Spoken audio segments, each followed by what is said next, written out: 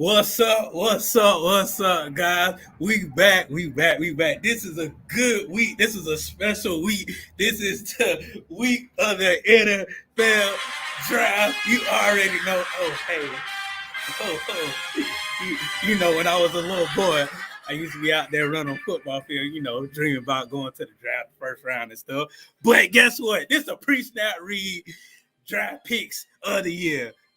My first draft pick, the lady of pre-snap read, hell from the boot, you know what I'm saying, with the first pick at the NFL draft. New Orleans Saints, they picked my girl, Robin McGee. Hey everybody! Thank you for that introduction, Ron. Killing You the know, game down here. Next And one draft pick. shoot, and my next draft pick, I gotta hold it down for the old lineman. This boy know everything. To be, some people call him the encyclopedia. Some people call him the blue buzz. I call him Big Blue. He hold it down in the trenches. He hold it down with the numbers, and he hold it down with the statistics, man. My boy Blue. What's up, guys, man? Appreciate y'all having me. Yes, sir. Yes, sir. Thank you for being here. We got a lot to talk about. Exactly. Shoot, Blue, tell the people what you've been up to, because it's been a minute since you've been on the show, man. Man, just wrapped up 5 straight weeks of travel, dating back to the end of March, man. Went to the pro day with Jackson Alcorn Valley. Went to Lorman for their spring game, Huntsville for their spring game, Nashville for Tennessee State spring game. This past week was was over outside of Ruston out there, Grambling spring game. So glad to have a break this weekend, kind of. I guess now we got the draft, so that's not really a break for anyone covering anything in sports. But man, I wouldn't trade it for anything, man. I love it. I dreamed of doing stuff like this. So the fact I just get to travel and cover football, man, sign me up any day. Definitely. Love that. You're a busy man. Exactly. That's what I was about to say, boy. Man, I'm trying to keep up. You said Huntsville, then Ruston, and Tennessee. So, hey, Blue, when you had kids, they're going to tell me my daddy was a Rolling Stone for football, boy. He been everywhere. My daddy been everywhere. Where your daddy been? Sure. All over the swag, man. That's what they're gonna have to say. Because hey, I'll take it with me. I'll have to get them like a little GoPro to wear on their chest so they can help me film the game. Exactly. Robin, what you been up to this week? Listen, I have finals on Friday, guys. I'm going into 4 finals, 1 on Friday, and then the rest of the week until about May 4th. I am tired. I'm exhausted. I need to just get through these next couple weeks, y'all. So pray for you girls, send up positive vibes. But other than that, I'm living. How are you? You look like you're in the baseball game, sir. Are you at work? Yeah, see, I'm at work, but that's my office. So yeah, I got a good view of the game. I was about to get the other office, but somebody was in the conference room, so I couldn't do that. Would have been a better view of the game. I could have been watching the game while I did it, but somebody was in the conference room, so I was like, dang, I just stayed in my office right now. But the Rays doing pretty good. They're one of the best teams in MLB. If you like baseball, they're one of the best teams in MLB. Can't wait for when we play the Yankees. That's the big game. But besides that, we want to talk about football, though. We want to talk about the big news that's been swirling around this week of all weeks. What? Go Bluffs! What is this? 51 players in the portal? Guys, we haven't even started the season yet. What's now? I'm y'all. I know my stuff, but sometimes I'm limited on the knowledge now. So y'all gonna have to let me know. Is this normal to have half your team in the transfer portal prior to, the fall, prior to football season actually starting, preseason, all of those things? Like, we just got through spring game. Some people still haven't gotten their spring game. What is this? It's hard to compare because you got to think this format of the transfer portal where you have 2 windows. It's a free transfer. This is the first year that we've ever had all those things kind of compiled together. Then also on top of that, you have what is Coach Prime going to this university that had a lot of players that weren't very good. So I really don't think there's been a lot of shocking transfers from Colorado outside of Tavion Beasley, who just signed with Colorado from Jackson State in December. Mm-hmm. January, somewhere in there. So that was a little bit shocking, but none of the other ones have been super shocking. You have seen this, if I'm not mistaken. Mel Tucker, who left Colorado, did this at Michigan State, if I'm not mistaken. Lincoln Riley at USC had a large turnover there as well. Brought a lot of players from Oklahoma too. But I mean, I think we haven't seen it in this magnitude, and also with this type of media coverage, just because of who the head coach is. Right. Right. Definitely. But my thing blew 51. 51. So my thing is this. His best bet is a transfer portal to get kids in there. That's gotta be his best bet. But at the end of the day, that can't bite him on the butt. Like it's really 50-50 with that.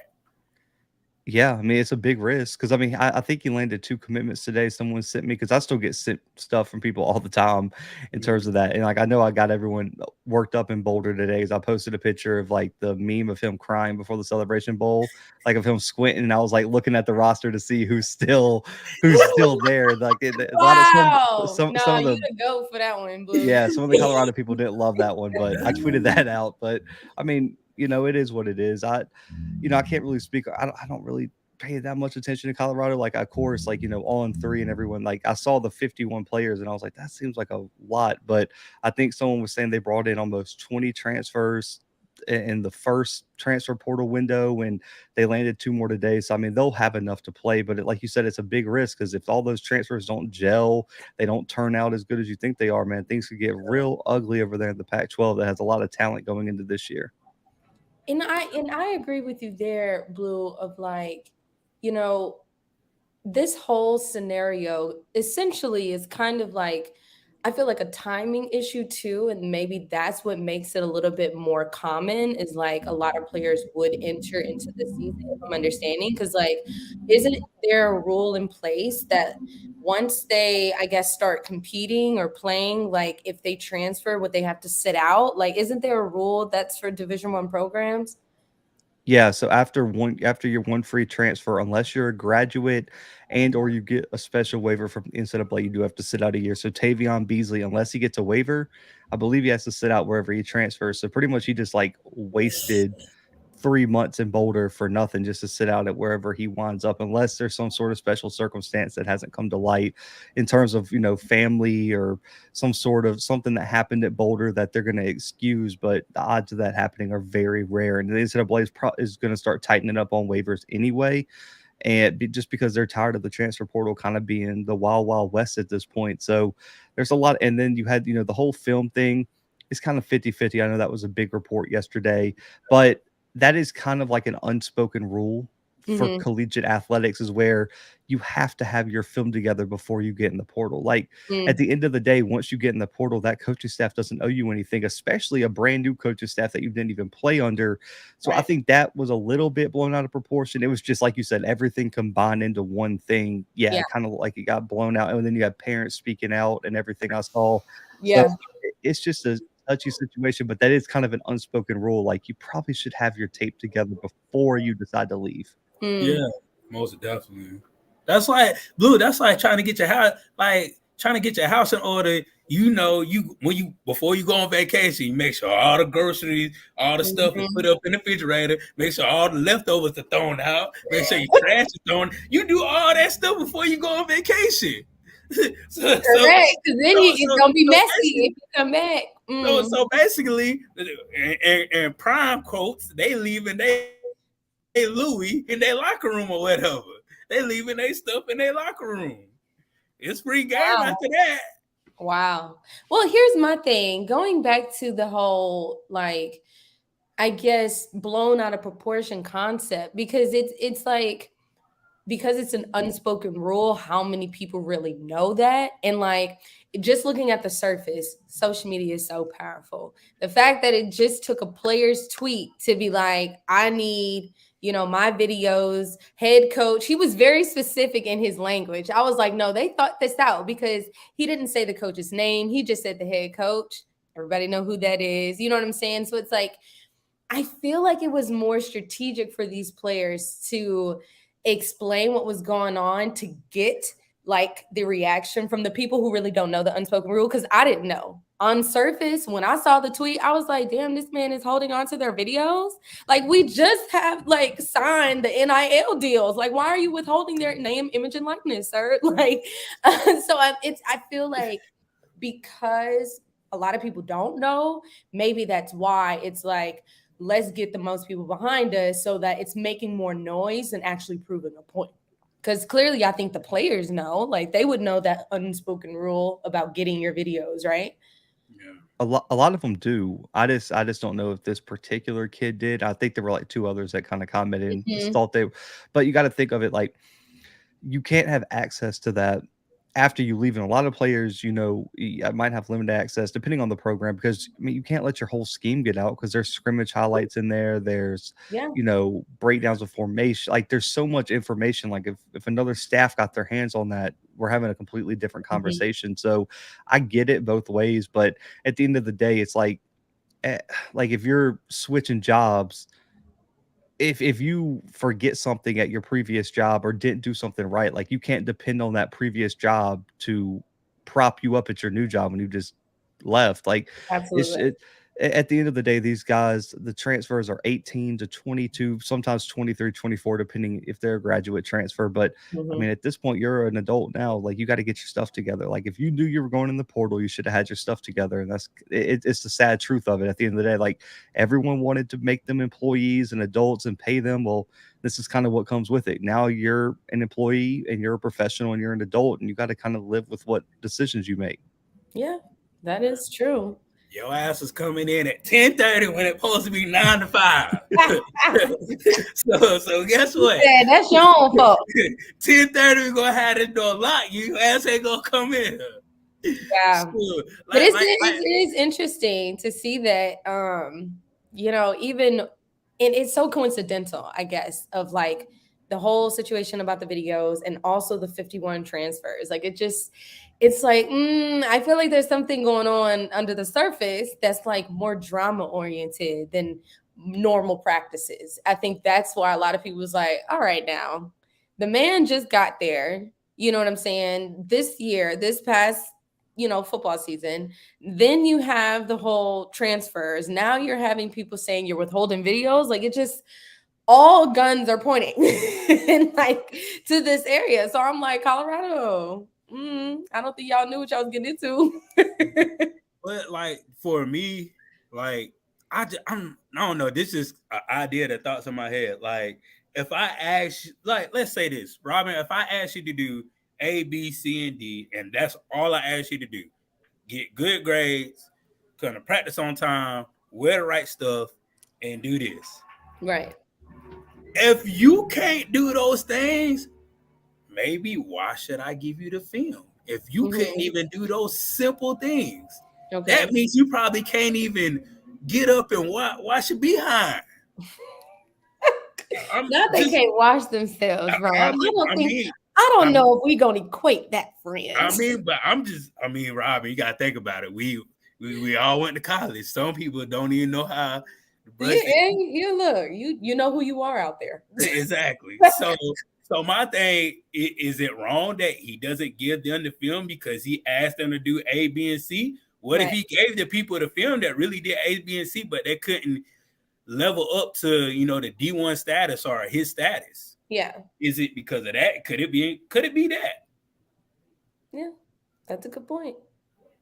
I think it goes back to what Blue was saying though. Like, I don't want you stealing all my secrets, like our plays. Like, that's like everybody knows that, that's trade secrets. We got to keep that calm. Keep that to us. So yeah, I don't know. I get it from the coach's perspective and from the player's perspective, but Blue say y'all need to do better. Get those videos, gentlemen. Go get them. Yeah, definitely. But make sure you guys subscribe to Bridges on Top. Make sure you follow Preach Not Read on Instagram and Twitter. Make sure I follow the Blue Bloods because Blue be coming with them facts. Blue be coming with them videos. That joker drop a video every goddamn 15 minutes. But I'm gonna make sure y'all follow my boy Blue because he be on it, man. He definitely be on it. And shout out to Jerry. Jerry couldn't come on the show this week. He had a whole bunch of NCAA stuff to handle, but he out there working hard. Yeah, he out there working hard. So make sure y'all keep Jerry in his prayer and y'all prayers, man. Okay, Ron, let's get into it. The draft day is this Thursday, April 27th, which is tomorrow. And it's gonna span. And we of course we want to see our HBCU athletes, get picked up. So we're gonna briefly talk about, these top prospects, where do we see them landing, maybe what round, maybe this Mm-hmm. up there in the rounds. Ryan, you have the big list. I want to start from the top. I think it was Mark Evans, O-line. Yeah, so I'm new to this, you know what I'm saying? I put my top 10 together and I was like, I'm gonna try to put a top 10 together and I'm gonna try. This is my first one, so y'all don't really cool me. Y'all don't. This is just me off of pure athleticism, off pure needs, and off pure what NFL. He said from prior experience, y'all. I ain't got no experience in this, so this is my first one. I'm gonna see how it goes, and I got Blue on here, so he can kind of correct me and see what's going on. But first one. It's Mark Evans from UAPB. I feel like he will be the first one off the board because NFL need offensive alignment, and I know Blue, you actually play in the trenches, so I want you to kind of go a little bit more depth to that. But that's my number one pick off the board. I think that's a good pick. I think number one, it's been a pretty big consensus for Mark Evans. His combine wasn't spectacular. I mean, to be honest with you, I don't think he had his best performance, but he performed well at the Shrine Bowl, and the tape over his career doesn't lie. I mean, you aren't a 4-time first team all SWAC selection for nothing. I mean, you had to be balling out on a bad team that nobody watched. Yeah, To add to that, like, it's just you. I love Mark Evans as the number one HBCU pick. I think when you're looking at his projection, I thought he could go as high as third or fourth during the season, but after the combine, after kind of getting some feedback, I think late fourth is probably the earliest someone's going to pull the trigger on him. But I think somewhere between the fifth and sixth round is probably where you're going to hear Mark Evans go. I think he has the size. I think he has the athleticism, the production. I know G from Draft HBCU is going to hate me for this. I still am on that bandwagon of moving him to guard, possibly center. I think guard is probably where I would slot him, possible center if he can develop the technique. And, that's a tough transition if you've never played center before.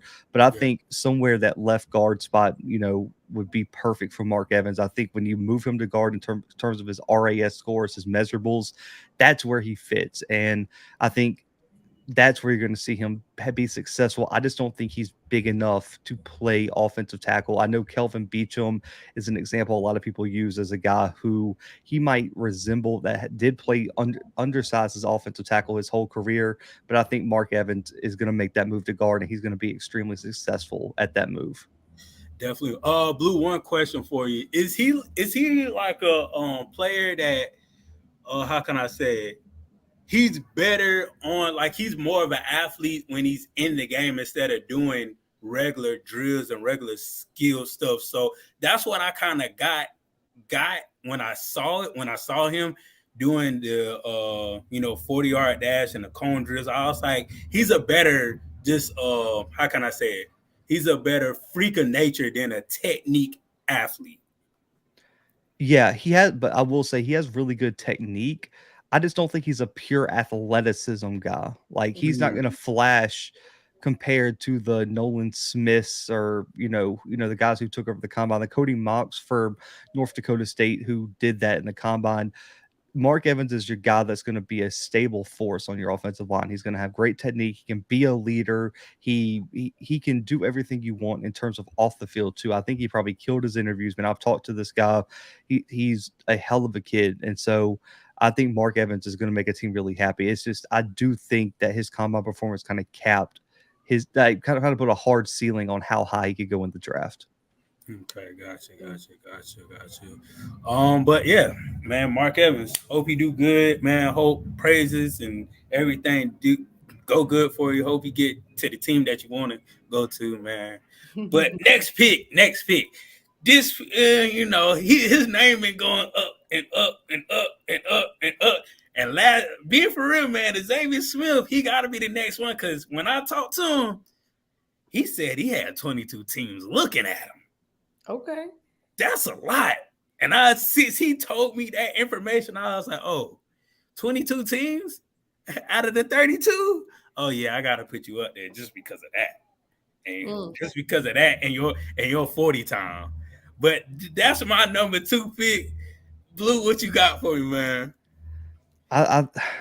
This is a guy who I'm torn on where I see him going, but just based on how great of a guy he is and the relationship I have with him and his agent, man, he's got the best agent in the game.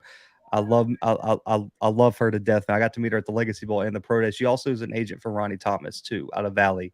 So she's real big, in terms of helping these guys get opportunities. And I think if he gets drafted, no offense to X, man, it is like 40% her, because she has been working so hard behind the scenes with him in terms of promoting, getting him attention. But Steve Smith, ESPN interviews, all that. I do think he's another prospect where his size is going to cap how high he could go. I think we all know the production, man. Listen, when you watch FAMU, it was impossible not to be enamored with what number 19 can do week in and week out, when everybody knew the guy who was sitting in the back of the stadium from front row to being on the sidelines, so the people watching the game at home knew Jeremy Musa was throwing to number 19 almost every play, and they could not stop him. And then on top of that, I got to watch him up close and personal at the Legacy Bowl, and he was embarrassing guys in one-on-ones. I mean, to the point where there was nobody on the other side of the ball that wanted to cover that guy. Yeah. And he was the offensive MVP of the game with that big touchdown. He did everything he needed to, from the combine to having the college production to killing the interview process to doing it in the bowl games. You need from an FCS HBCU prospect. So I think he has the potential to be drafted, but I think it's going to be 6th, 7th round at that. But if he's not drafted, it's going to be a Marquise Bell situation where he's going to be one of the first guys that has a contract in place, and he's going to get a roster spot as an undrafted free agent. He's going to be a priority undrafted free agent. Yeah. Now, my question is, do we feel like Xavier may get chosen before Isaiah Land? Because Isaiah Land is considered, the number 1 HBCU draft prospect. So where do we see Isaiah falling, if he's going to stay, after Xavier, or you feel like, nah, Isaiah may have that? Nah, I would be floored if Isaiah Land didn't get drafted before Xavier Smith. Okay. I mean, you look at it, when you look at Isaiah Land, the potential is all there in terms of an edge rusher / linebacker. I mean, yes, he didn't put, he's a little bit small weight, but he's got the height, and he did put on 10 pounds before the combine, had a solid combine, not spectacular, but I mean, it was good. And going to the Senior Bowl was the key for Isaiah Land. Going to the Senior Bowl, playing linebacker, and then when he got a chance at edge rusher, he got a big sack late in that game. He looked great all week at practice. Was one of the fastest guys clocked in game speed. He checked off a lot of boxes. So I still think, because of his potential, someone's going to take a chance on Isaiah Land. I really do. I would be so shocked if Isaiah Land isn't a top 3 SWAC prospect that gets drafted. I think it's going to be Mark Evans, and then Isaiah Land. Aubrey Miller's probably competing for that 3 spot, and then you got a lot of guys who are probably borderline being drafted, X included. So I would be really, really surprised if Xavier goes before Isaiah. Someone really liked Xavier and kept it under wraps. Gotcha. Yeah. That's my big thing. It's like this, Blue. It's like, how these offenses are working out. They're trying to find another Tyreek Hill. They're trying to find another speed demon. And you be damn if you be like, oh, I'm going to get him in the 6th round, and somebody gets him in the 5th round. Then you'd be like, oh, damn, I just fucked up. Like, that's literally what they're going to say in the room. Like, oh, dang, I just missed our opportunity to get this man. So that's why I kind of put him at number 2, because if you don't get him, you're going to be saying, oh, man, the whole time he's playing on the other team. I know I know there's no HBCU guys that are going to go in the first 2 rounds, but the pick everyone needs to watch is pick 31 for the Chiefs. Mm. I think the Chiefs are my projected landing spot for Xavier. If they take a shot at a Tank Dell late in that first round or the second, Xavier's gonna. I think there's some question marks surrounding if he's gonna get drafted, because I think the Chiefs were one of the teams that had probably the most interest in him. So if they take a shot at a guy like a Tank Dell who fits that same type of slot role, speedy type guy, shifty, that doesn't bode well for Xavier going to Kansas City. But if the Kansas City Chiefs go elsewhere the first 2 rounds, especially pick 31, look out for the mid-round picks, because I think the Chiefs might pull the trigger on them. Because like you said with Tyreek Hill, I think they're looking for someone to slide into that potential speedy, shifty, kind of slot role. Xavier could be the guy there for KC. And man, talk about a hell of a landing spot. You look at, what was it, Joshua Williams from Fayetteville State got picked up by the Chiefs last year, fit into a perfect role, got a big pick in the AFC Championship this year. Definitely. Man, and my next pick, man, Kamari Everett. The only reason why I got him up so high is because if he would have played on a different team, I know his productivity would have been totally different. And they're totally different. But his measurables is crazy as far as how tall he is, his wingspan, how he can catch the ball. He can catch the ball one-handed, two-handed, behind his back, eyes closed, however you want to throw the ball, he's definitely going to catch it. So, having a tight end today is a hot commodity. In the NFL, you need to have that vertical threat in the middle of the field that can definitely catch the ball. So, but here's my question, Ron. How impactful is it for a player to have, like you said, he essentially played for the wrong team. He wasn't able to really reach his fullest potential, or maybe have the best exposure, whatever. Like, how impactful is that for him in, the draft perspective? Blue, you want to go ahead, or you want? A lot, and it plays a big role. Because listen, I'm with you, man. Because if he would have played, if you would have paired him with Musa, you would have paired him with Shador, you would have paired him with Eve. Go back, man. Could you imagine last year if he would have went to A&M and played with Akil Glass in his last year? The stats that we really could be talking about in this conversation. Because he put up All-American stats 2 years ago with no quarterback. None of us right now can think back to the 2 starting quarterbacks that ended up playing for Bethune-Cookman toward the end of 2021. Forgotten. And there's a good reason, because they were terrible. And he was still putting up, he had 2 receiving touchdowns against FAM?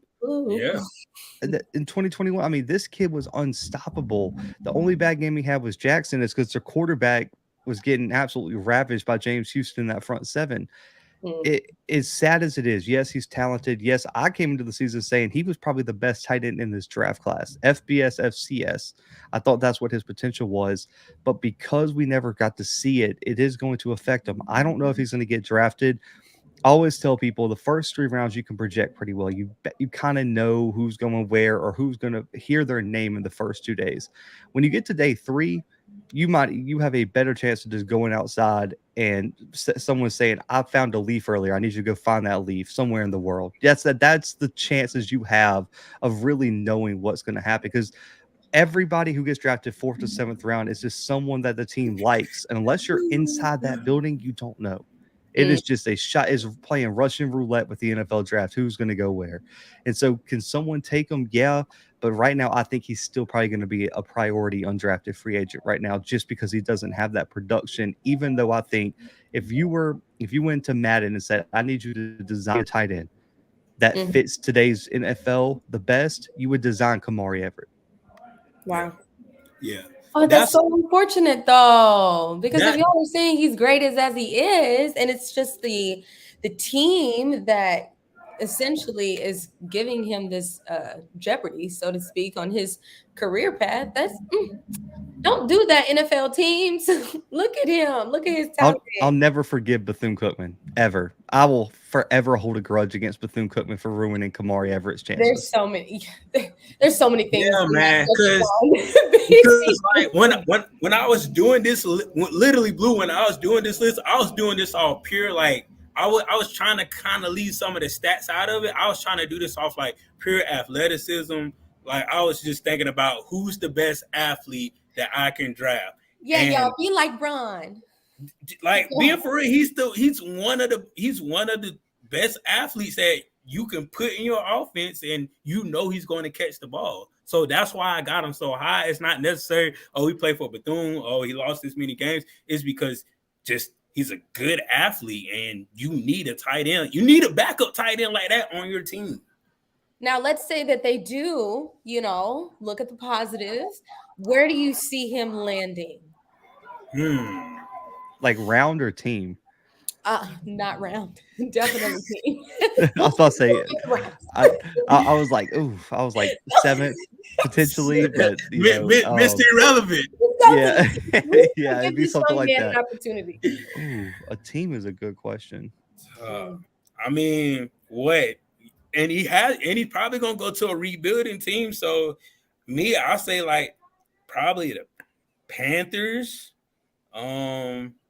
maybe the Bucks. The Bucks do need a tight end really bad. So really, I was thinking, because I'm not up my NFL roster right now because I don't remember who signed with who in free agency. But I mean, if he could go to a system where they need a tight end and they have a solid quarterback, like I'm thinking, man, the Jets who just signed Aaron Rodgers. Could you imagine pairing Garrett Wilson and have Kamari Everett playing tight end? Wow, that would be next level. Even the Seahawks. With Geno and doing what he's doing, I think they could use him. You got Kamari and DK.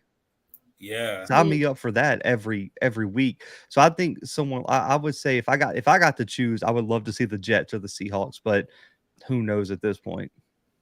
That's some good ones. I like that. Definitely. That's them Jets. Well, number 5, is this number 4 or 5? This is 4. This is number 4. Kenyon Isaac. From Bama State. Bama State. The reason why I put him at number 4 because you don't find many corners that tall. You really don't. Like that's just like another Williams from last year, just because of his athleticism, and he probably still got some things to work on, but you can work on that during training camp. You can work on that during the season and get him, inputted into the system and the game and wherever he lands. Like you can work. That's one of those players that you can work with and you'll be like, okay, now it's your time to shine. That's one of those players. So that's why I put him that high as far as number 4, because he's one of those players that it's very rare to get a tall corner. That's number 1. And he's just going to fit well in the system wherever he goes. Yeah, I really like this kid. He was in my top 5 too when I was ranking prospects a while back. The feedback he got at the Legacy Bowl from what he told me is a lot of people have questions about his top speed. They don't know if he has that like long-term top speed that you want in a number 1 corner. So when I'm looking at fits for him, he needs to go somewhere kind of like Jacoby Durant. Well, now Jalen Ramsey's gone, but at the time, Jacoby Durant was really the 3rd, 4th guy. He could kind of learn under somebody and be that guy who could come in like nickel packages, dime packages, stuff like that, or even a Joshua Williams who we know Sneed, and I think there was I'm blanking on the other corner's name. Like Joshua Williams was not the number 1 corner. He was playing that 3-4 corner role. That's where Kenyon Isaac needs to fall, is a team that already has an established number 1, maybe number 2, and he can add some much needed depth and get some crucial snaps, but also not be relied on early as the number 1 guy, so he can develop. So I think again, this is a guy you're looking at, 6th, 7th round potentially, or even a priority undrafted free agent too. So somewhere in that area is where I would probably place him. So it sounds like Keenan needs to go to a team that not only will provide him an opportunity, but like also kind of what I'm hearing from you, Ron, is like allowing him to develop as well. Because that I feel like that takes a whole nother level of patience other than like just, okay, we're giving you this opportunity to do what you do. But it's another thing to be like, okay, let me, train you. Let's build this level of expertise so that you can have a life, fully in the NFL. So I mean, And when we're thinking about that, I don't really think about NFL teams ever developing, players. So who would you think take that time? The Dolphins would be an interesting spot because they just got Jalen. You Mm-hmm. have Xavier Howard as well. So you got two number one corners really and truly already. And Yeah. then you got Javon Holland, who is one of the best young safeties in the game. Keenan Isaac doesn't have to be the guy in Miami. And Mm-hmm. you got a defense that's up and coming. And I think and like Booker said in the chat, he can also probably move into like a nickel safety role. And so, man, could you imagine just sliding him out there? Xavier and Ramsey's got the outside. You put him in kind of a nickel area with Javon Holland back there. Yeah. Man, that would be a hell of a fit, in my opinion. Nice. I'll say the Falcons. They just reamped their whole defense. They got it just like the Dolphins. They got two number one corners on their team. So, that could be that third or fourth slot corner that that you can kind of work with and mold and you have And they can time learn because from those top players on those teams. Yeah. exactly. Plus the coach, he's a running coach, but at the end of the day, he's a defensive coach. Yeah. So, when you have a defensive coach, man, it's the work it's only going up from there. You're gonna learn everything. Right. And he also has a USFL opportunity. He was drafted in the USFL. So if he doesn't get drafted, there is a chance that you could see him in the USFL later this season. Nice. See, look at that. See, everything works out for a reason. Right. Everything works out for a reason, man. On that. All right, number 5, we are at Aubrey Miller. Now, you were talking a little bit about this is kind of, he's what, number 3 on kind of your list? So around the same way, Blue. So where do you feel like he is essentially going to offer something that these teams are looking for? Like, what is Aubrey can do? Because, I mean, he's a hell of a player, but we want them to, take notice of that. I think Aubrey Miller is going to make his money with intangibles more so than pure athleticism, where this is just a guy that you want in your locker room. Like if you think of that typical like middle 2000s middle linebacker that's just nasty, hard hitting, is a true leader, vocal, Aubrey Miller fits checks every box for you. And the fact that he's so instinctive and not afraid to come downhill and take on offensive tackles, like that Campbell game, that should be the number one film NFL scouts are watching. He was dominant. Like, I'm sorry, Jackson fans, I don't know if they beat Campbell without Aubrey Miller. Yeah, because they were running the football well early. Yeah, and then Aubrey Miller like single-handedly took over that game. I don't remember how many tackles he wound up with, but he should have been credited with multiple because he was creating opportunities for other players to make plays. And I was down, I live in Mobile, so I was down at the Senior Bowl all week. He had a hell of a Senior Bowl week where, I mean, they were running in play calls through Aubrey Miller for that American team, and he was on the field, came out early. I think on that first drive, he about killed that one kid. I don't remember where he was from. I mean, he took his head off on that first on one of those first plays. So he has everything you want. And I know we killed the interview process. So like the way I look at this class is I think you have 3 guys who are, in my opinion, guaranteed draft picks. And that's Mark Evans, Isaiah Lynn, and Aubrey Miller. And everyone else is auxiliary guys where they might get picked up, but they'll have other opportunities after the draft if they don't get drafted. But I think you can safe to say that Aubrey Miller's in that 5th to 7th round area with Isaiah Land. I think Mark's in there too, but I think Mark has potential 4th round, status. But Aubrey Miller will be drafted in the NFL draft, and I will be shocked if he doesn't, because I heard nothing but rave reviews about this guy when I was down in Mobile for the Senior Bowl. Yeah, I describe Aubrey Miller like he is that rock on the defense. Like, he's the one that keeps the defense going. He's the one that he's the vocalist on the team. He's like a Ray Lewis. He's like a Kevin Garnett on your team. He's always going to talk. He's always going to have that high motor, and he's going to play his heart out no matter what down it is. So that, like you said, Blue, those are something you can't find in every athlete. And it's like those athletes come like once every 5 years or once every 8 years. I don't know. You know what I'm saying. But like for him, oh man, I feel like he can literally make an impact the instant he touched down on any NFL team. That's how much tangible stuff he has, and the stuff's just going to come later. The Mm. athletics, him getting stronger, him getting faster, that's going to come later on in the game. But heart, the way he put it out on the field, that's hands down is going to make him get put in the game. Mm. So the And he sky's the can play limit. special teams too. He plays special teams the whole Senior Bowl too. So that's a whole nother aspect I don't think people like. If you're an FCS HBCU guy and you don't play special teams, good luck. Yeah, Like unless you're offensive line, of course, offensive line or special teams. Like, of course, you can't. I mean, off or specialists like kickers, punters. Like, you can't play. Like, I get it, but yeah, like if you're not on kickoff or kick return team, man, good luck if you can't contribute that. Aubrey and Isaiah both did, and then you got Mark, who's an offensive lineman, where you're not probably going to be on special teams for the most part. But man, Aubrey did that all Senior Bowl, and he played special teams at Jackson State. Like that's crazy to me. So I think he showed everything he needed to NFL scouts.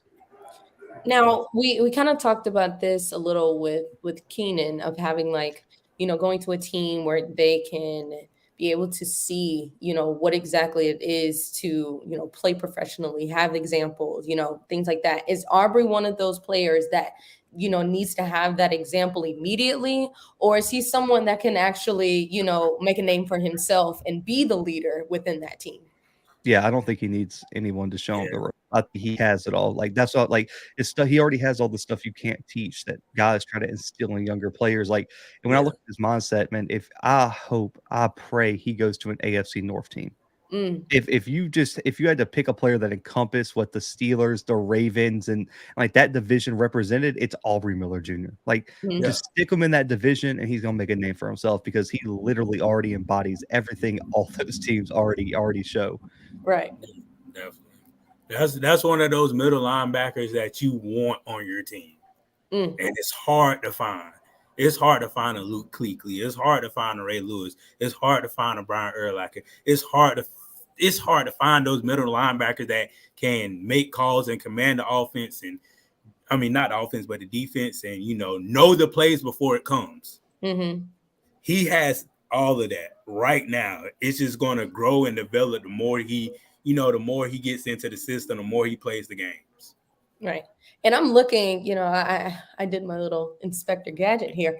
And ESPN has just like, the list of NFL teams and kind of what they're looking for. And, Blue going off of that for the AFC, I mean, Bengals are looking for a linebacker, the Browns are looking for a linebacker. Like, so that's two of the four teams already that are looking for exactly what Aubrey can produce and perform. Do you think that those are good teams essentially, for him to shine through, or should he go somewhere else, or would he thrive somewhere else? I mean, I think those would be fine. I mean, I think it's funny because you said Cincinnati. My player comp for him is Deshaun Davis, who played at Auburn in 2017 at middle linebacker. They're Yeah. built very similar. And the funny part is the Bengals drafted Deshaun Davis in the 6th round when he came out of Auburn. Now he didn't make it. He's now a coach at North Alabama. I think he's their linebackers coach. But that Mhm. Aubrey plays so similar to him, and the fact that you mentioned the Bengals, that would just be really really crazy if the Bengals took a chance on Aubrey Miller late in the draft, especially 6th round. I would probably have to like find that clip and post it. Like I told you guys. Yeah. Yeah, That's crazy. definitely, definitely. All right. Number 6, Ron, who we got? Number six. We got that bad boy Isaiah Land. The reason why I got him at number 6 because we don't know what position he's gonna be. But we do know at the end of the day, NFL gonna probably have him at linebacker slash defense, really linebacker. Okay. Like a Von Miller. So my thing is this: if a team takes them, they're taking a big risk, and they don't know the reward of the risk when they take them because all they see is he I'm gonna playing. need you to flush that out. You know, Flush that out for us, Ron. all they see is what they get. They see he Okay. played defensive end. They see, see the combine. He got good hips. He got good this. He got good that. He can catch the ball. He got soft hands. He can go out and go to the flat. He can go out and go to the curl. You saw all those things. Then he played linebacker. At the bowl game too. It's like, okay, if we get this guy, where are we going to put him, and will he fit our scheme?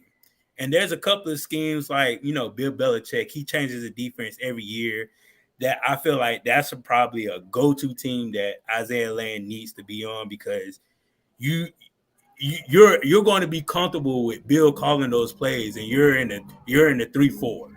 Yeah. Like that's just my ideal situation. Anywhere else, I'm not too sure about, but I am sure about him going to the Patriots. That's where I want him to go, because I feel like he'll thrive, and Bill Belichick will bring out the best of him. Yeah.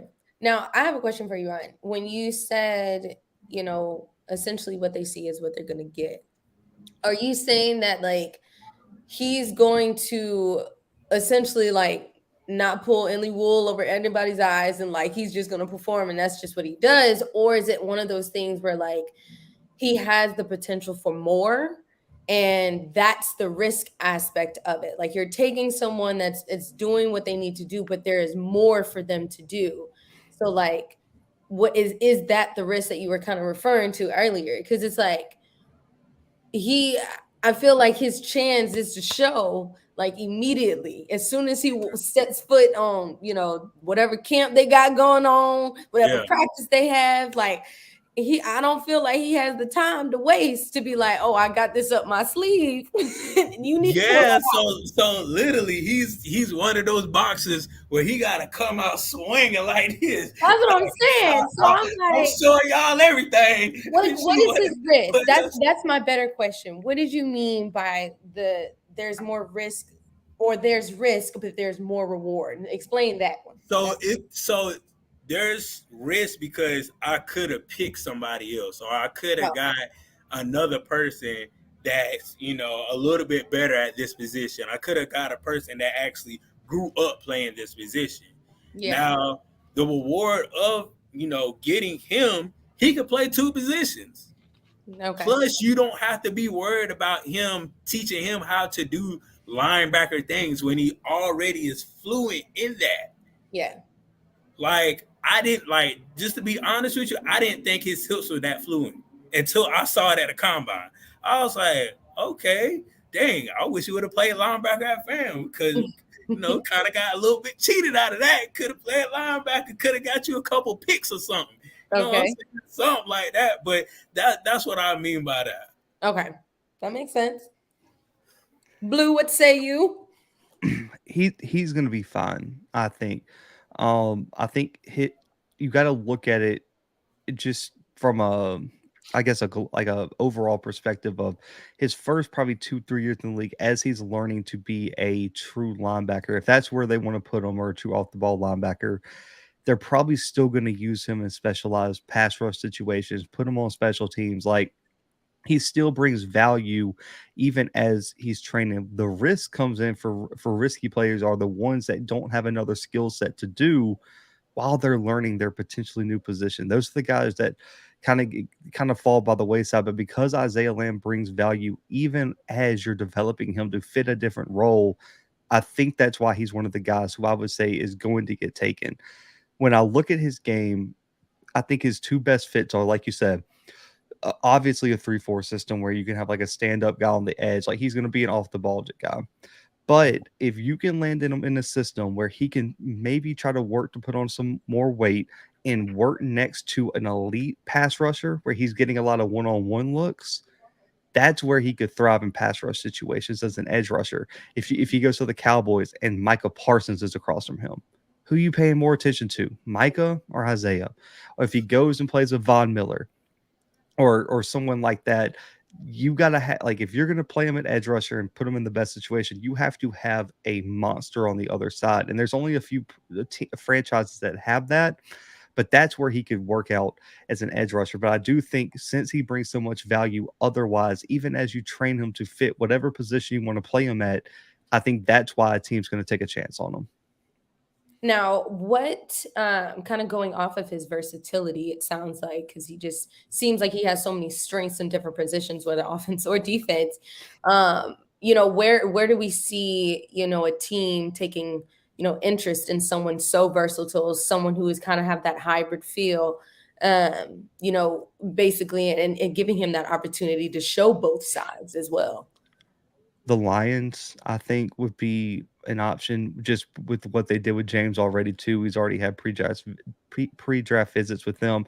I just think you look around the NFL, anywhere that there is like the Patriots or someone that has a versatile, really, really smart X's and O defensive coordinator that's confident in their scheme and Mhm. confident that he's going to fit one of those roles in that scheme. That's where you're probably going to see him. But I would love, could you imagine James Houston and Isaiah Lamb both in Detroit?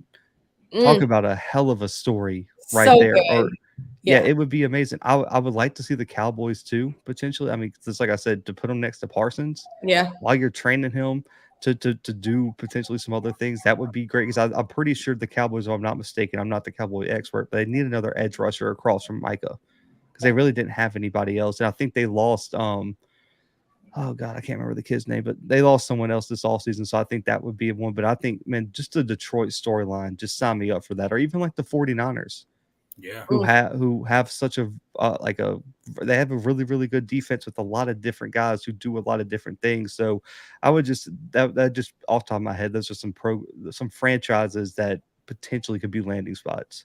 mm. Yeah. Definitely. Like that. Like that. Definitely. Definitely. Oh, what is this? Number seven? Seven. Seven. Here we go. Here we Lucky number go. 7, Isaiah Bolden. Let's talk about him. Yeah. Blue, I know this is your guy, but it ain't your guy, but it is your guy. I want you to go ahead and talk about your man. Nah, man, this kid's got so much potential. I mean, it's unbelievable. Like when I'm looking at the like auxiliary guys, like after you get past the top 3, this is a guy that if he gets in the right situation, he could be at the steal of the draft. I'm talking about more than Kamari, more than Isaac, and it's all because I mean, this guy could be an absolute game changer on special teams. Yeah. Even if he does, because let's just be honest, Devin Hester wasn't elite as a wide receiver or whatever. Like he was an elite return man and made a career off of that. Isaiah Bolden, I'm not saying he's Devin Hester because that's one of my favorite players. No one's Devin Hester, but he can be the number 1 return guy in the NFL right now. That's his potential. And then on top of that, if he continues to develop as a corner, and his value goes through the roof. And so I think the fact we saw what I look at is Montreal Washington from Stanford last year. He went 5th round to the Broncos strictly off of special teams. Yeah. Strictly. And also he had a 3 or 4 touchdown performance against Florida the year before. 2 of them were like kick and punt returns. Like that's what special teams can unlock for you. And that's what I see with Isaiah Bolden and why teams could take a chance. I got to talk to him. He said there's some teams who are talking to him about a potential 4th, 5th round pick. Mm. If things work out like that. So Isaiah Bolden is the biggest X factor in this draft. That's why like I always give a range when people ask me how many FCS or HBCU guys are going to get drafted. There's a range because of guys like Isaiah Bolden where there's not been a super ton of buzz in terms of the media about his potential, but everything he brings to the table screams history wise this is a guy who someone's going to take a chance on late in the NFL draft. Mhm. Now, Blue, you mentioned that Isaiah had said that some teams were insinuating that they're going to be selecting him maybe in the 5th or 6th round. He just visited the Patriots a few days ago. Do you think that that's one of the teams that he was mentioning that could pick him up in the earlier parts of the rounds? Yeah, because they don't really have a special teams guy who sticks out to me. And also, I still think they're kind of hurting on that. What was it? JC, not, oh God, who, JC Jackson was the Oh yeah. corner that went to the Chargers Yeah. from them. They're still Yeah. kind of hurting as the number 2 corner. And they kind of have experience taking a chance on a guy with high speed, with similar to production, and Jonathan Jones from Auburn, who has been a staple for the Patriots in terms of that number 3 corner and can also play special teams. Like that is what Isaiah Bolden is. So and Jonathan Jones now is getting close to 30. The Patriots are an absolute potential landing spot for Isaiah Bolden. I would love that pickup for them. Mm, yeah. Definitely. My quick synopsis: he has all the measurables. He literally has all the measurables. Like I think he probably Blue, he probably got one of the best measurables as far as HBCU athlete. That's just to be honest with you. Mm-hmm. Probably does. So, if you pass up on this guy, you passing up on a lot. Yeah. Definitely passing up on a lot. Yeah. But so that was number 7, Next pick. But boy, It's your boy, South Carolina State. yes, Hold it sir. on. Yes, sir. Man, why would y'all pass up on a receiver like this, man? I'm telling you, Shaq Davis, double coverage, triple coverage, end zone threat, 20 and in. You really can't pass him up. That's a quarterback's dreams. It's to have a receiver that can go up and get it on third and on third. Let's say fourth and what? 21 or fourth and 16. That The brings back pettiness Rivers in move. that. Does that bring back Rivers move? The Fourth and pettiness. whatever. You imagine that situation again. And you got Shaq Davis just mossing over everybody, man. That's why I got him. That's why I got him at number 8, man. Because you just can't turn down a wide receiver like that. Plus, I know for me personally, I think he's going to get picked up on the back end of the draft. He's one of those players like, oh, we need another receiver. Let's get this tall joker from South Carolina State. Yeah, based on what I've been hearing, I don't think he gets drafted. Yeah. But I do think he has potential. Like, he could be a huge pickup, man. Shout out to Xavier too, man. That's my guy. But I just, with Shaq, it's all potential, but I think he's fallen into that same category as Kamari, where the quarterback play surrounding him was so bad. And I think that's going to hurt him, because especially this year, like, there were times where Shaq flashed, but because the quarterback play was so inconsistent around him, it really capped his potential as a prospect and what he could put on film. I heard he was solid at, I want to say he went to the Shrine Bowl or NFL, one of those All-Star games out west. Mm-hmm. He's such a great prospect, but I think when I'm looking at HBCU wide receiver prospects, I think Xavier falls above him. I think Jadakiss Bonds goes above him if they're drafted. And then I also think Dallas Daniels is probably a guy who potentially could be drafted above him based on the feedback that I've been hearing. So the odds, because we're talking what, 3 to 7 HBCU players drafted total, for 4 wide receivers to be drafted from HBCUs is a stretch. Mm. That'd be amazing to see, but I don't see it happening. So I think Shaq is probably going to be a priority undrafted free agent USFL guy with an opportunity to become something in the NFL. But man, like you said, he has the measurables, he has the hands.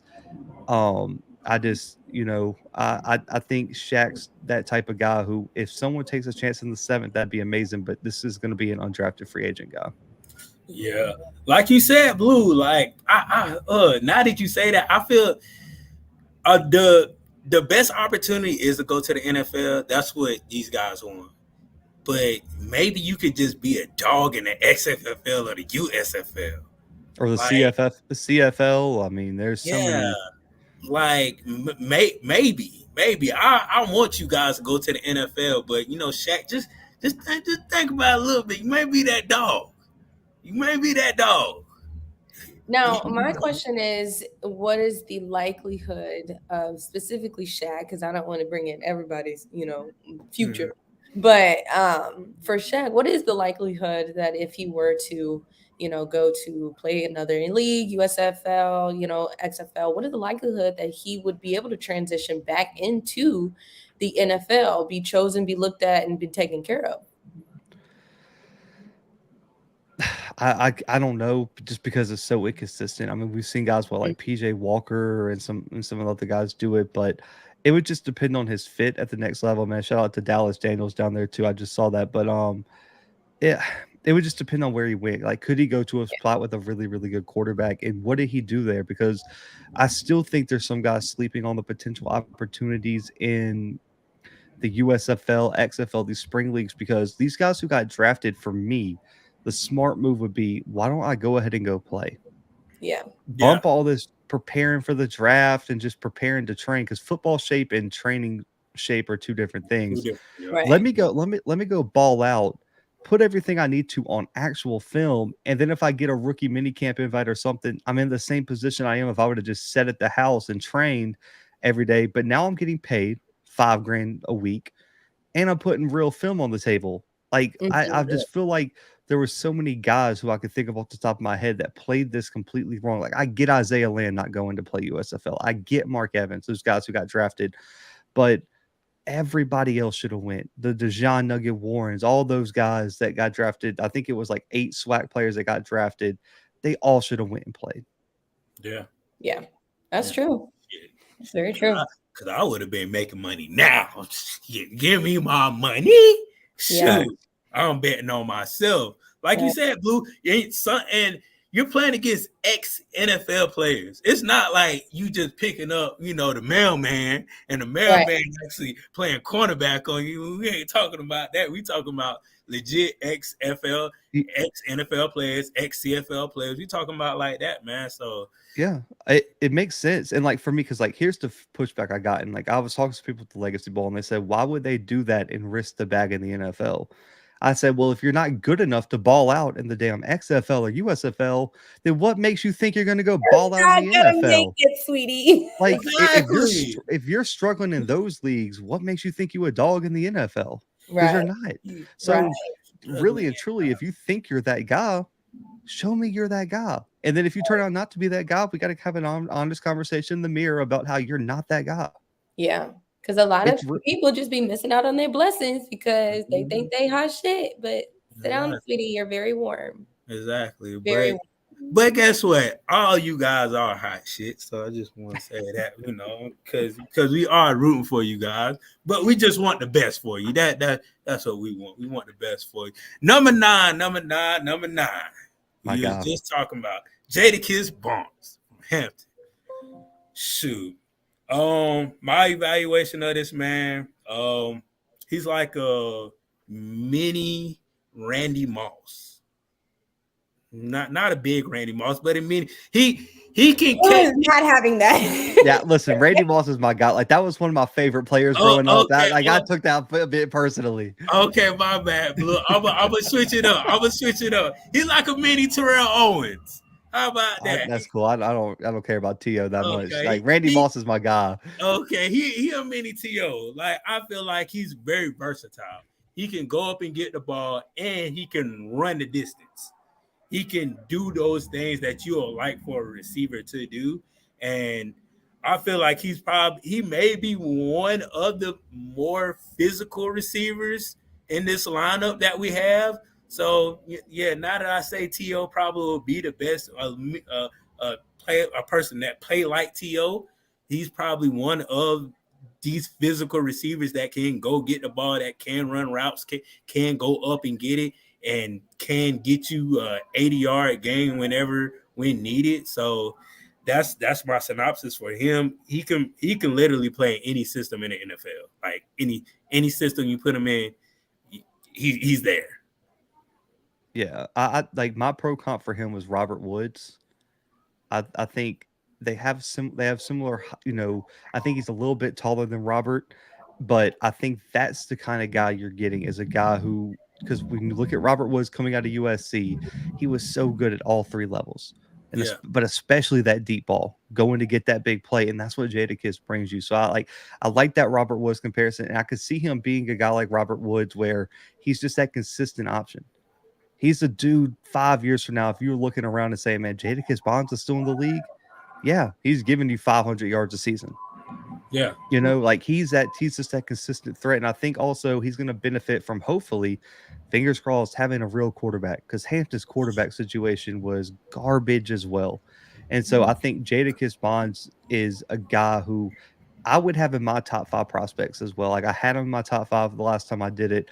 I think this guy is legit. I really hope he gets his name called, but and I think him and Xavier and Dallas would be in my like top 3 for wide receivers. But but in terms of looking at overall prospects, you kind of have to give Bonds the edge just because of his size compared to them. Like Xavier's the best. I think Xavier's the best slot guy in the HBCU draft class.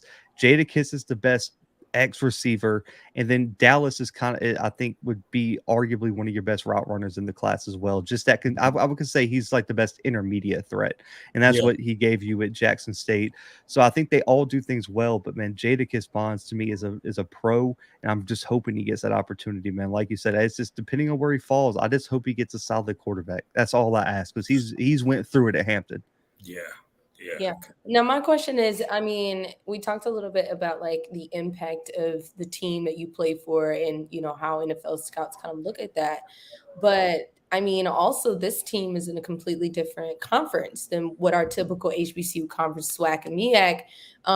And, you know, I feel like them being in the CAA could have an impact on, you know, how many scouts are looking towards that team, let alone the specific players like Jadakiss Bonds. So what do you guys think? Is that something that could, you know, make or break Jadakiss, or, you know, it just they're kind of more going to be basing it off of his athleticism and his talent?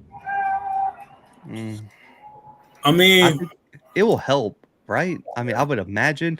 The problem is, like, I was just pulling up because I couldn't remember, like, the fact that he kind of struggled against Delaware is kind of a Mhm, takeaway, but he kind of made up for it going for 492 and 596 and 1 against mhm, William and Mary and Elon. Like, those were yeah. two really good defenses that he had a good game with. That Delaware game could have sent him over the top because Delaware's got some bona fide pros in the secondary. And so he did struggle there, but I think being a CAA all conference selection, showing that you could do it in multiple conferences, I think it should help. I would hope it does. Like, I'd be shocked if it didn't. yeah, that makes Definitely. sense. Yeah, like that. Definitely. Shoot, but yeah, we're gonna go to our last person, man. Our last person, last but not least, I had to put this boy on here. God dang, but Dallas Daniels, Jackson State, Mr. Reliable. Call that boy Mr. Reliable, because you know if you throw this throw this dude the ball, he gonna catch it. He's going to catch it. He's going to get you that first down, and he's going to give you a little bit more extra. That's what Dallas Daniel makeup is. He's Mr. Reliable, Mr. Third Down, Mr. If everybody else covers, guess who's open? Somehow, some way, miraculously, Dallas Daniels is open. When everybody else is covered, double covered, they covered with mayonnaise, ketchup, and lettuce, and put a tomato sandwich. Guess who's still open? Dallas Daniels, man. That is a receiver that you want on your team that's always can find a way to get open, always find a way to can catch the ball and add extra yards to his game. Hmm. And that's Dallas Daniels with an S, not Dallas Daniela. Just Oh, wanted to my clear bad. My bad. that. My bad. But no, yeah, Ron, you talk about how strong of an athlete he is, and essentially where he's falling in kind of like this perspective. What do you feel like he is going to give to these teams as being so strong, being from JSU and having these opportunities to really showcase this talent throughout the season, really? Like, what strength do you feel like is most valuable for him to be able to say, hey, this is what I can offer to this team? Um, I just like the Knicks and Nats are playing the receiver. Not Hmm. a lot of receiver has those. Oh, I think he's a receiver that likes technique, like to do Hmm. those things. Like a lot of receiver likes to do one thing, but not like to do another thing. Dallas Daniel, I think he's a receiver that likes to do everything. Hmm. He likes to run the deep ball. He likes to run the in routes. He likes to do this. He likes to block. He's a receiver team player. Right. Like it's not a lot of receivers that be like, I like to do everything. Yeah. He's one of those guys that likes to do everything and definitely come to work every day. He's one of those receivers that I'm coming to work, I'm putting in the grind, I love doing this, Yeah. and I'm gonna reap my benefits when I step on the field. Right. I got you. Yeah, I think that's a good way to put it. Like his understanding of what, like, especially against zone coverage, man, he knows exactly where to settle, exactly how to alter his routes to wind up in the open space. I think you see that even going back to his time at Western Illinois as well. And I also think, just similar to the guy we were just talking about, his film against the South Dakota States, the North Dakotas, the Northern Iowas, like some of those teams that the scouts due respect, I will help, because I don't know how many people, because I know I'm the FCS guy, so not a lot of people probably watched it. In the spring, he put up 6 for 111 and a touchdown on South Dakota State, who went to the national championship that year. Mm-hmm. Like, he was giving South Dakota State the work with a bad Western Illinois team. Western Illinois is not very good. Shout out to the Roughnecks, but if that should tell you everything you need to know about his how bad that team was that nickname. But I think Dallas is, like I said, the best intermediate route runner. Like I said, I still think Xavier and Jadakiss Bonds I would have ahead of him in terms of guys who are going to get drafted. But I know Dallas was getting a lot of pre-draft visits with the Patriots too.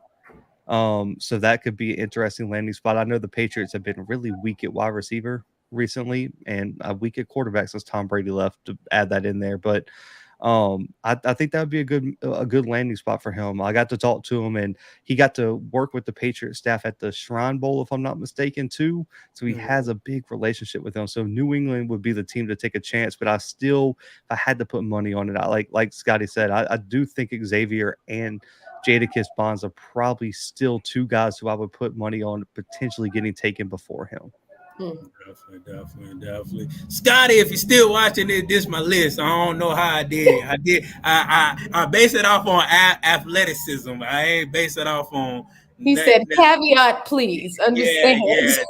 He said, don't post me in the SWAT groups on Twitter. Like, do not screenshot this. I'm a newbie at this now. I ain't like y'all. I ain't like Blue. I'm a newbie. I try to do something different. You know, Scotty gonna say something. Yeah, you know Scotty gonna say something. He ain't got no filter. You know he gonna say something. But that's my boy. Shout out to Scotty. Shout out Oscar. But yeah, this is the list, man. This is how it goes down. Shoot, Blue. Thank you for coming on, man. I know it's been a long time since you've been on here. I know you've been busy doing this, that, and the other. I'm glad you came on. What you got in this coming up weeks? I know you say you got a little break, but you know the draft kind of a big coverage for everybody. So yeah, man, just covering the NFL draft. Got some interviews I'll be dropping over the next few weeks, man. Just really, you can find us on the website. Drop every morning like the top 5 FCS stories. We got some other things in the work, man. I've just been staying busy, man. I got like 900 jobs, it feels like now. So who knows, man? You can probably find me just about anywhere. But I appreciate you guys having me on the show, man. I always love coming on here and chopping it up with you guys. Absolutely. Definitely. Thank you for the insight, the knowledge. Yes. Robin, what about you? What you got wrapping up? Now, y'all already know. Just pray for me. We started this off in the beginning. I'm going to end it. Pray for you, girl. We got our finals this week. That's it. Definitely. Sure. I'll be looking at the draft all week, man, and seeing where these players goes. And definitely after the draft, that's the buzz right there. That's where all the buzz is at after the draft. So, you know, just keeping close eye on that. That's for me. I really don't have too much going on else after that. Just trying to get more FAMU players to interview. That's really about it. I got a couple of them. I just need to line them up. So yeah, really about it. And good luck to everybody. If you are tuned in and you are one of the players that we talked about is Draft Perspective, or anybody else that is in there, good luck. We're prayers for y'all. And know we got your back regardless, but y'all got it. Definitely. But thank y'all for watching the show. Thank y'all for subscribing. Thank y'all for liking and sharing. Make sure you go to Blue Show, the Blue Bloods. He got everything on there. Everything you need, he got it. Definitely. But peace. Shout out to y'all. Love. Make sure I watch the NFL draft this tomorrow. Tomorrow. Make sure I watch the NFL draft. Peace out.